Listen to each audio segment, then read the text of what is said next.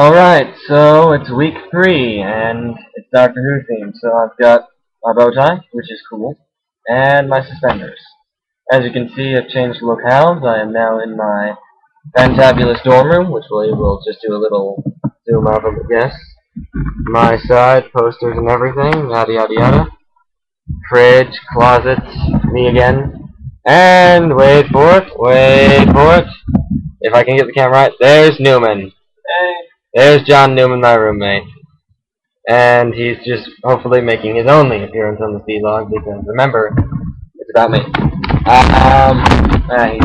free to join whenever he wants. But anywho, so Doctor Who week.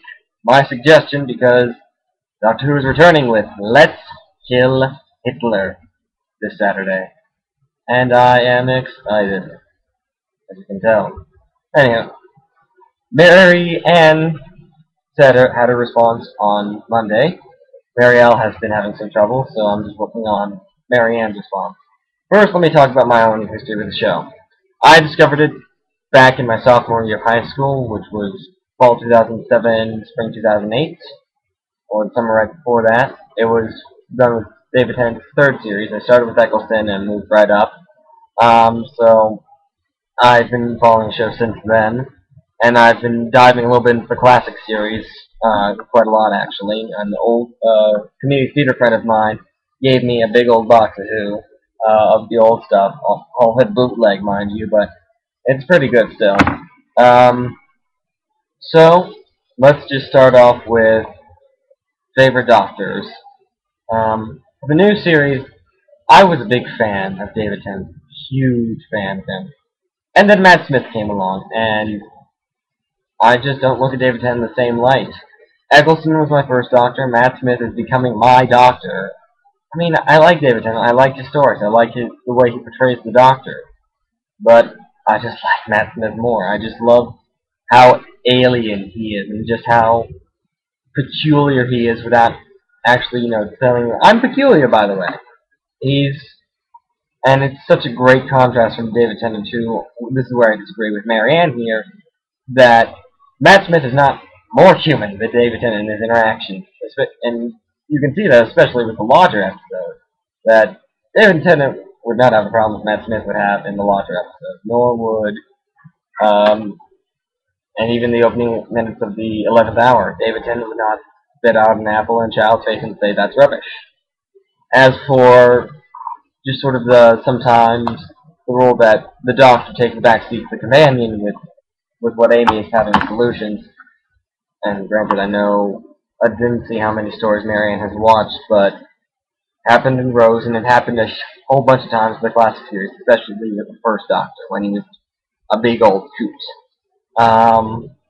But anywho, favorite companion. As much as I love Donna, I'm a huge fan of the David Tennant Catherine Tate duo. Which we'll get to in some of my favorite stories. I got a person love to the old school companion. Sarah Jane from Tom Baker's Time as the Doctor. Just watch some old stories. Brilliant. And then you have Ace from Sylvester McCoy's time, the Seventh Doctor. It's a proto-Rose, except a lot more spunk and can actually put up a fight. And then the Brigadier. If you don't know who the Brigadier is, just watch some old stories. Watch the 5 Doctors, and that's going to be leading into our favorite stories list.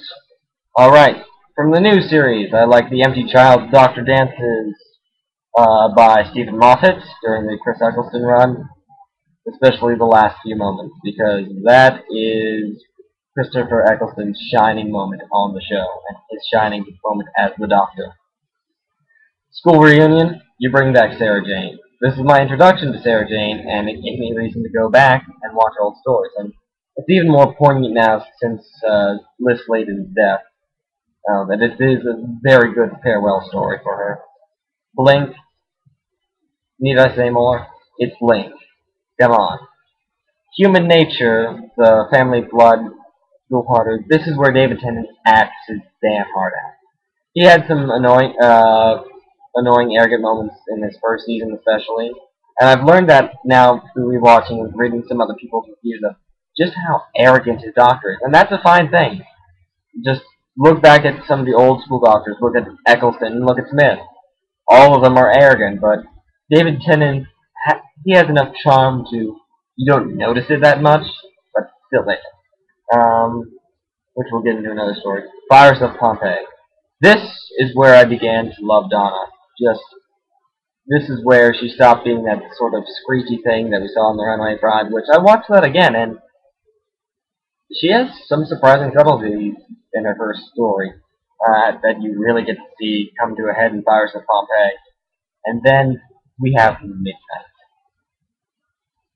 Oh, such a good story. Watch it again, just because the Doctor is almost never better when you see his worst qualities, or at least the actor is when you see his worst qualities. There are some exceptions, but usually those are some prime stories when you see just how well the actor is cast in that role as the Doctor. Then there's Turn Left, a fantastic Dr. Light episode. It's a what if, what if the Doctor died? What would happen?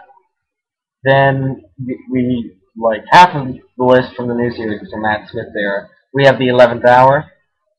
It's the only one I've bought on iTunes. There's a reason for that. Best introduction story of the new series, hands down. Amy's Choice, because we explore the dark side of the Doctor, which is always fun.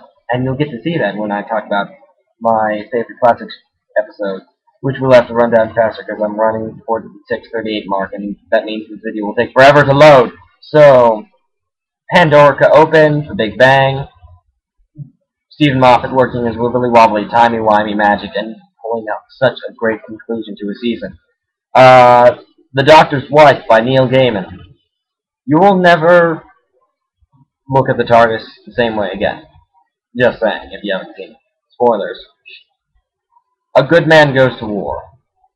Even though it's kind of light in the story, it is just so brilliantly shot. It's got so many great lines, so many fantastic performances. I can't not love it. Okay, we have to move on into old series stuff. Favorite Doctors from that era. Sylvester McCoy, Peter Davison, Tom Baker. Okay, some recommendations if you've never seen any of the old school series. Ones to start you off with, I recommend either Pyramids of Mars or Deadly Assassin, or City of Death from the Tom Baker era, The Aztecs from the William Hartnell era, Kinda or Caves of Androzani, which is Peter Davison's last story. Both are really good ones, just to get a feel for that time of the show, and Davison's Doctor. The Five Doctors, the 20th anniversary story. 3 out of the 5 Doctors are actually there, and it's such a crowd-pleasing one. And then Sylvester McCoy's time, Remembrance of the Daleks, Battlefield, the Doctor is Merlin. That's all you need to know. And The Curse of Fenric, where we see the Doctor at his darkest, or at least before the new series. And even then, you think new series Doctor is dark? Watch Sylvester McCoy in season 26. Oh, he's brilliant. Anyhow, so that is my weekly addition to 5 Awesome Groundlings. It's a long one, so hopefully it will actually upload on time. So, with Let's Kill Hitler coming up this Saturday, all I can say is Geronimo.